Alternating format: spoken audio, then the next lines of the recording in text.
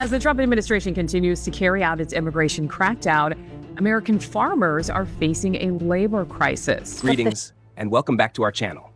There are moments in geopolitics when things don't collapse with a loud bang, but with a long, drawn-out silence. A silence sharp enough to slice through the very foundations of a nation's power. It starts with subtle signals, scattered stories that seem unrelated, until they come together to form a chilling picture. A superpower losing trust and not even realizing it. For decades, the United States has walked through the world with the confidence of a leader. It has been the benchmark of global agriculture, the heart of North America's auto industry, the hub of the world's supply chains. For Americans, that position felt almost default, as if simply stamping "Made in USA" was enough to command respect from the global market. But the world no longer runs on old habits. Nations are shifting, businesses are evolving, and consumers have grown far less forgiving of failure. Ironically, the first cracks in America's armor didn't come from a stronger competitor, but from the very policies it imposed on itself. Tariff walls, tightened immigration, and self-imposed supply chain constraints have all caused the once mighty economic engine to start sputtering. What used to be America's greatest strengths, openness, flexibility, and connectivity, are now being stifled by Washington itself. Where once everyone believed the U.S. was the most reliable supplier in the world, that trust is now eroding.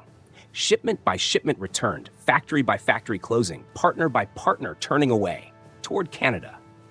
A country that has long remained in the background, quiet but capable, modest but effective. And that, more than anything, is what worries Washington.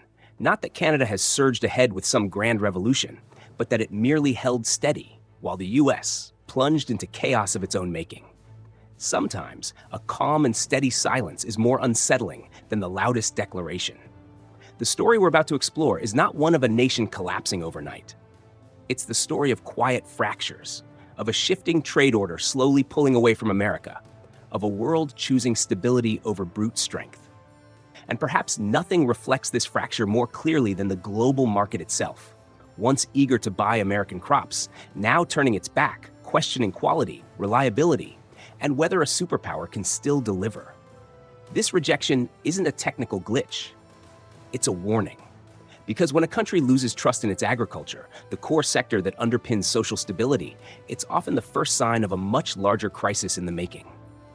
So, what exactly made the world start saying no to American corn, once the very symbol of U.S. agricultural might? To understand that, let's move on to the next part. The American corn crisis, a superpower losing trust. The American corn crisis didn't begin with an official statement or a report. It began with cold, terse feedback from partners who had long regarded the U.S. as an irreplaceable supplier. For the first time in decades, markets across Asia, the Middle East, and Europe began voicing the same complaints. U.S. corn was falling short of standards, delayed shipments, inconsistent quality, and more importantly, a noticeable decline in trust. In the world of international agricultural trade, trust is the most important currency. One bad shipment can be forgiven, but 3, 4, 5 problematic batches in a row? That's a sign something has slipped out of control. Buyers don't care whether the problem stems from the farm, the shipping process, or the policy. They only look at the end result.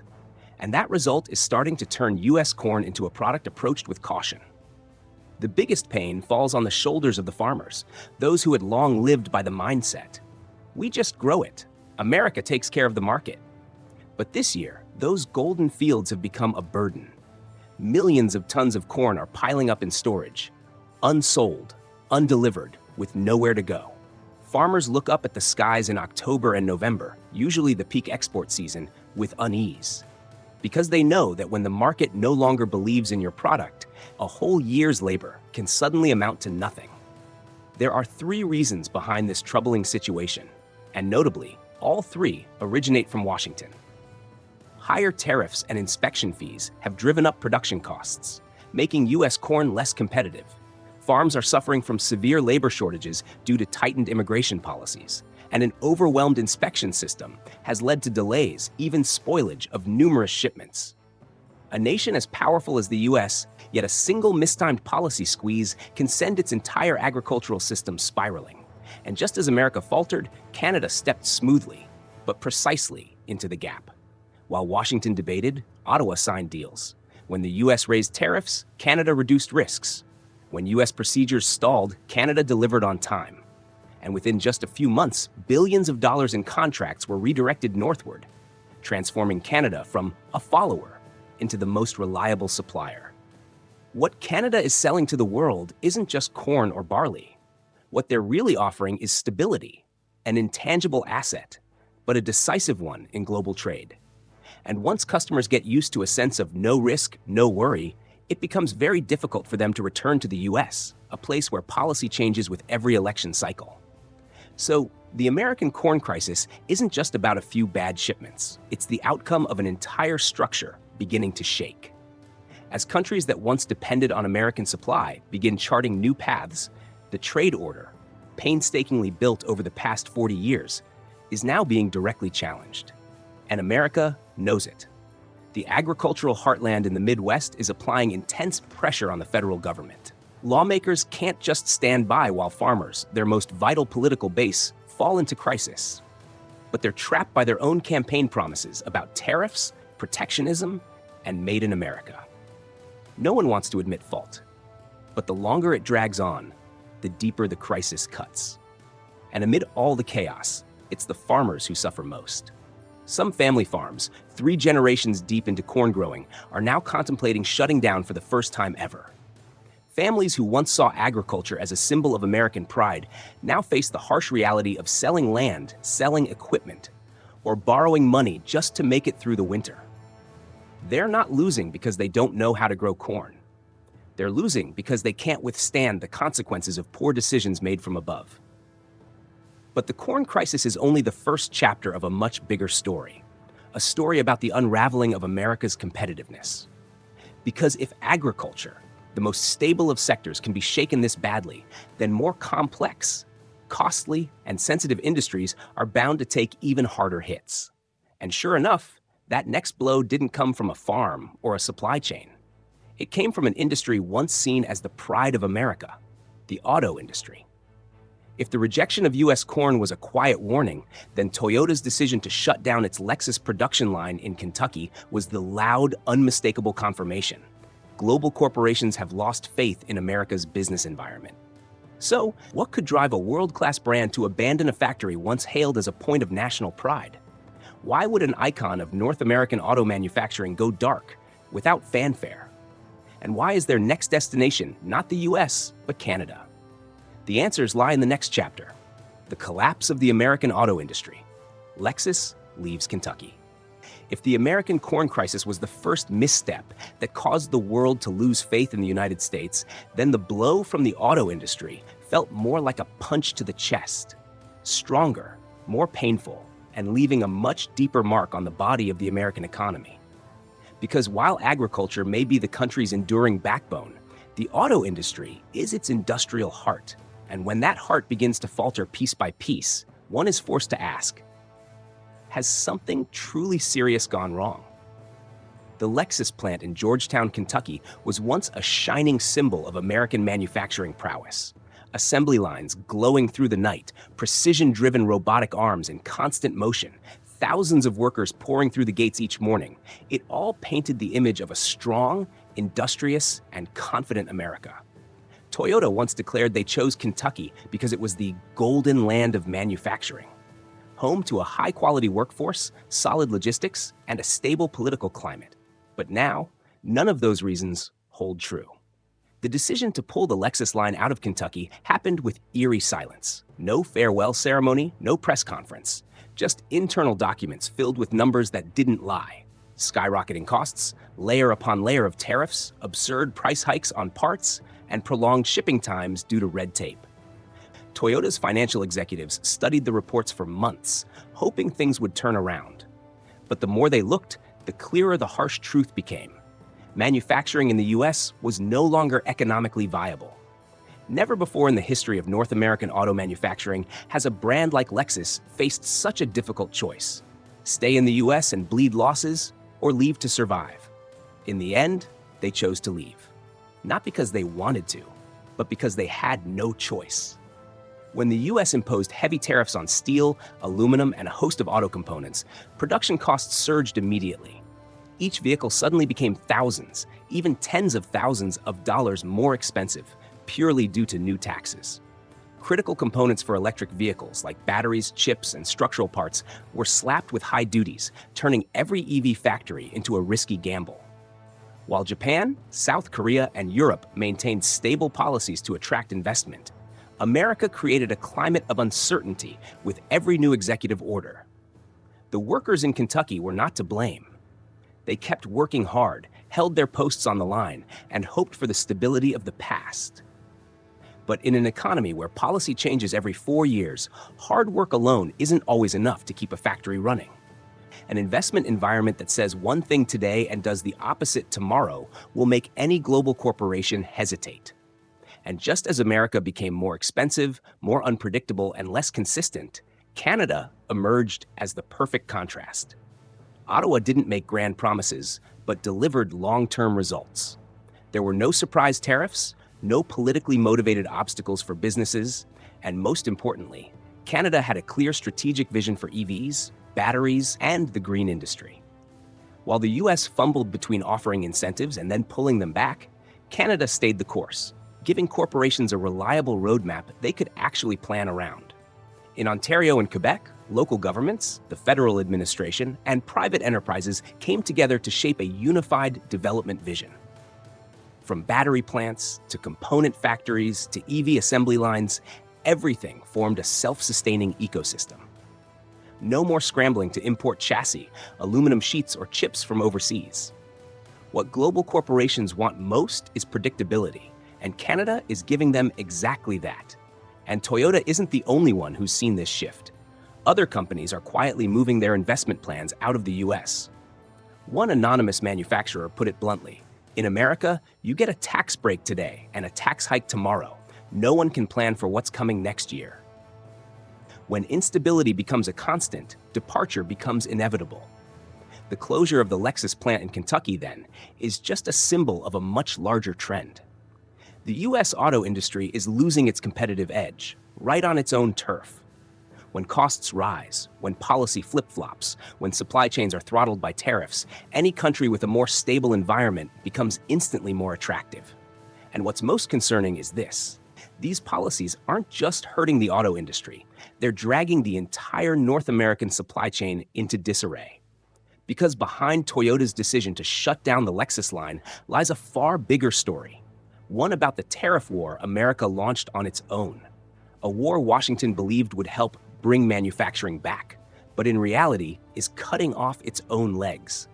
And to understand how tariffs marketed as protecting America ended up becoming the most self-destructive blows to its economy, let's move on to the next chapter: the tariff war, from policy to supply chain suicide. The tariff war, launched by Washington in recent years, was marketed as a bold move to protect America, bring manufacturing back home, and reduce dependence on foreign supply. On paper, these slogans were powerful, laced with patriotism and resolve. But in practice, reality rarely follows the promises written in bold print. Many of these policies, rather than strengthening American industry, have become the very blades that severed the supply chains the US spent decades building. A tariff isn't just a number on a government document. It adds cost to every bolt, every coil of steel, every block of lithium battery, every sheet of aluminum, every microchip. It weaves its way into every stage of the process, from raw materials to final assembly. And in a complex product like a car, even a small policy shift can become a massive variable that throws the entire cost equation out of balance. When multiple tariffs stack on top of each other, that variable isn't just a deviation, it becomes the weight that topples the whole production line. Auto manufacturers don't just calculate costs for today, they plan for the next 10 or 20 years. A factory can't be built in a few months, and an industrial ecosystem doesn't transform with a political decree. When the US changes tariffs every phase, every negotiation, every election cycle, companies no longer know what lies ahead. That inconsistency turns any long-term investment into a risky gamble. In a global market where products are assembled from dozens of countries, tariffs are no longer a weapon to pressure rivals. they're a double-edged sword that can just as easily wound the US itself. When America slapped tariffs on steel and aluminum, domestic prices spiked, turning car makers and equipment manufacturers into the first casualties. When tariffs hit EV batteries and components, electric vehicle projects were pushed to the brink. Not because companies were weak, but because they couldn't survive in an environment where every new policy was a storm hitting the factory floor. This triggered a domino effect. Rising costs pushed up prices. Higher prices weakened consumer demand. Lower sales forced companies to cut back on investment. Shrinking investment weakened the supply chain. And ultimately, the entire industrial sector became more fragile than ever. That chaos only intensified as companies began turning to countries with more stable policy environments. And up north, Canada emerged as the natural choice for corporations tired of America's political volatility. While Washington tried to use tariffs to force a supply chain reset, Ottawa took the opposite approach. No shocks, no sudden moves, no surprises for businesses. In Canada, industrial policies are laid out as long-term plans, not reactionary political plays. This gives companies the confidence to bet on a market that's steadier, calmer, and far less risky. Ironically, the tariff war that America hoped would bring businesses back home is now pushing them into Canada's arms. The taxes meant to protect jobs are now putting thousands of workers in industrial states at risk.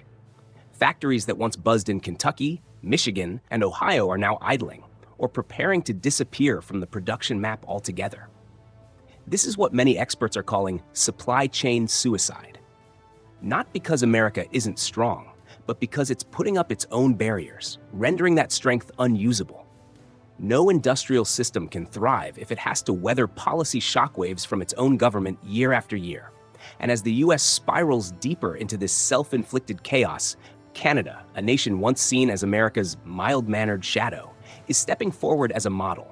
Not by shouting, not through confrontation, not by flexing slogans or brute force. They're doing just one thing the world is now desperately craving: providing stability. That's the foundation that brings us to the next chapter, where Canada isn't just benefiting from America's missteps, but actively asserting a strategy of its own.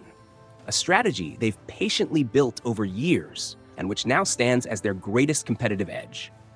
After a chaotic tariff war, the question is, who will seize the opening America has left behind?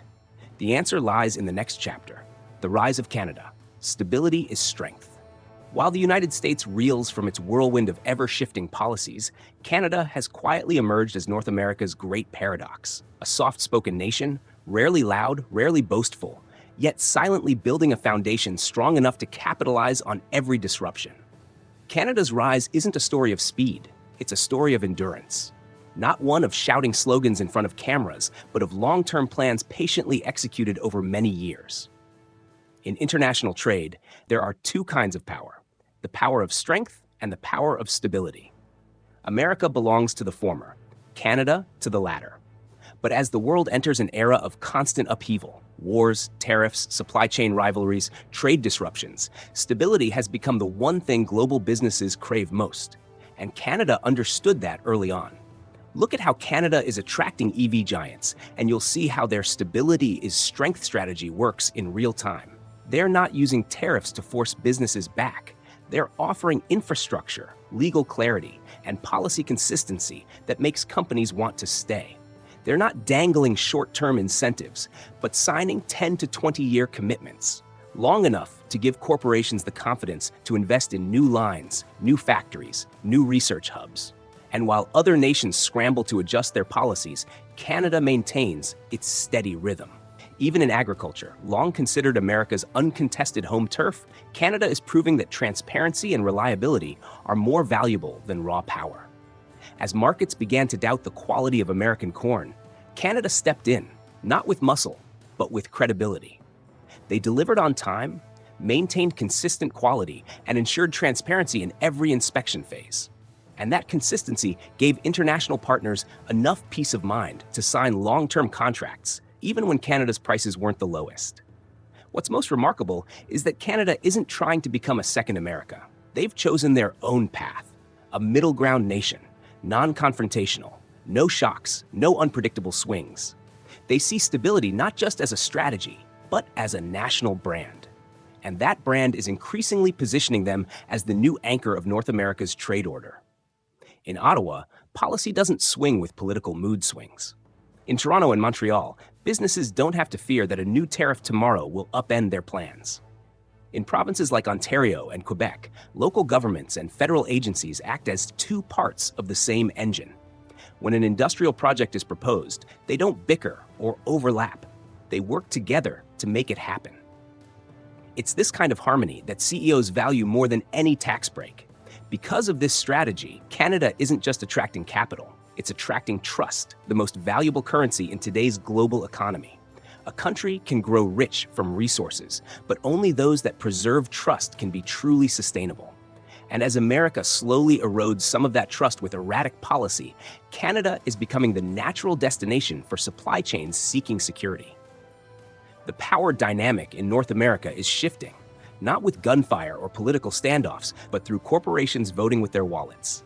Every hiring contract, every new assembly line built in Ontario, every battery project signed in Quebec, they all serve as undeniable proof. Canada is on the rise, quietly but unmistakably. And in the calm of this mild-mannered nation, one question begins to surface. Is Canada merely benefiting from America's missteps, or are they genuinely preparing to become a new economic pole in North America? That answer will come into sharper focus in the next stage. When a superpower loses trust, who will rise to take its place in the new era?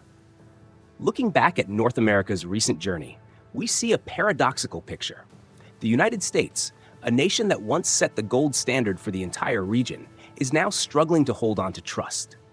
A superpower can have immense economic strength, but even giants can stumble when their policies become a burden instead of a foundation. Cracks in agriculture, retreats in the auto industry, and a self-inflicted tariff war all point to a deeper challenge America may have underestimated. Meanwhile, right next door, Canada has been quietly rising as a new counterbalance. Not because it's stronger than the US, but because it's more stable. Not because it has more resources, but because it knows how to use smart policy to turn stability into a competitive edge. Canada isn't trying to replace America, but the world is turning toward Canada, and that is what truly matters. The question, who will lead North America in the new era, is no longer just about economics. It's about mindset, about how a nation earns and sustains the trust of its partners. A 21st century superpower isn't defined solely by its military or its tech. It's defined by its ability to offer predictability, consistency, and stability in its policies. And right now, while America is embarking on a journey to rediscover itself, Canada is seizing every opening to step into a role it once never dreamed it could occupy. But no order is ever permanent. What matters most is not who leads today, but who adapts best to the changes of tomorrow. The new era in North America may no longer be a contest of raw power, but a contest of trust. The nation that earns and holds the trust of markets, of businesses, and of its own people. That is the nation that will lead. Ladies and gentlemen, today's story is more than just an analysis. It's a reminder that the global economy is always in motion. And those who can see the quiet shifts beneath the surface will see the future. If you have a different perspective, feel free to share it in the comments below so we can continue the conversation. And don't forget to subscribe to the channel so you won't miss the next deep dive into the silent shifts shaping our world. Thank you for watching.